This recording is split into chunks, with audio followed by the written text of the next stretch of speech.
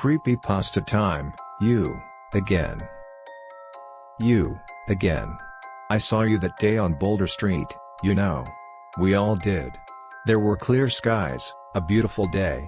The temperature was perfect. The neighborhood kids gathered outside and played freeze tag as their mothers brought out pitchers of lemonade and their fathers barbecued in their backyards. What a wonderful day that was. I couldn't have predicted it. I don't think anyone could have. It couldn't have been real. Not on such a pleasant day anyway. I was lounging on my porch swing when it happened. You'd called me prior and said you were going to walk from Marcy's house down the street to visit me. I always liked when you visited me. Maybe you liked visiting me too. Stroking a hand through Melon's fur, I inhaled slowly as I leaned my head back onto the swing, finally letting myself relax after weeks of consistent working. I could hear the ice cream truck song chiming in the distance and all of the children in the proximity shouting with joy. That's when I heard you call to me from across the street. Ash. You were there, standing barefoot on the driveway of Mr. Luther's house in a graphic tee and jean shorts. The sun made your blonde hair look like it was a golden flame. You had that silly, playful grin plastered on your face as you waved a bottle of wine at me. I can still see it so clearly in my mind. I smiled fondly and waved back, gesturing for you to join me on the front porch. You skipped down from the driveway like a giddy schoolgirl as the song of the ice cream truck gradually rang louder. I got up from my chair, ready to greet you the moment you set foot onto my lawn. It was half a millisecond even. Faster than you could blink. Time didn't stop or anything. Nothing happened in slow motion.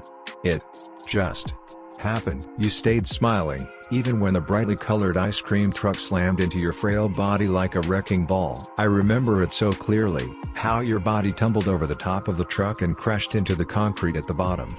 How the blood seeped out from under you and dyed the road crimson.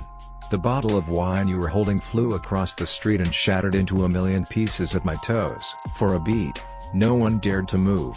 Out of shock maybe? Basketball slipped under kids' fingers, parents stopping in their tracks to stare in shock at your unmoving form. And when that silent moment was over, everyone screamed. My mouth opened to scream too, but no sound escaped from my lips. That was it. That was the end of you.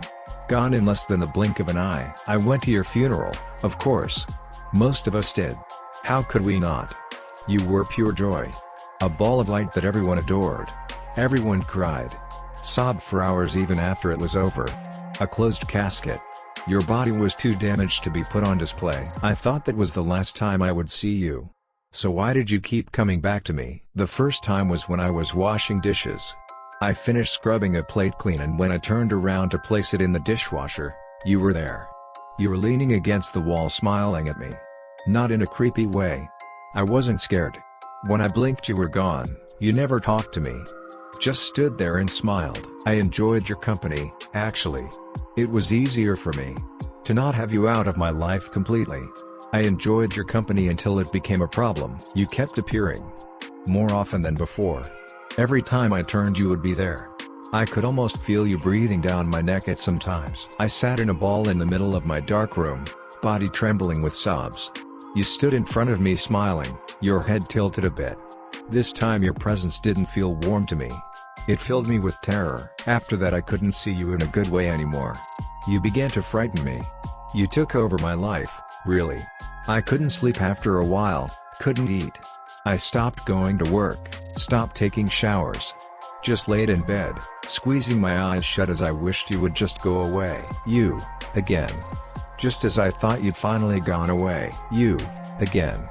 Standing centimeters away from me as I sat in my room in the mental ward. You again. Smiling. Like you were when you died.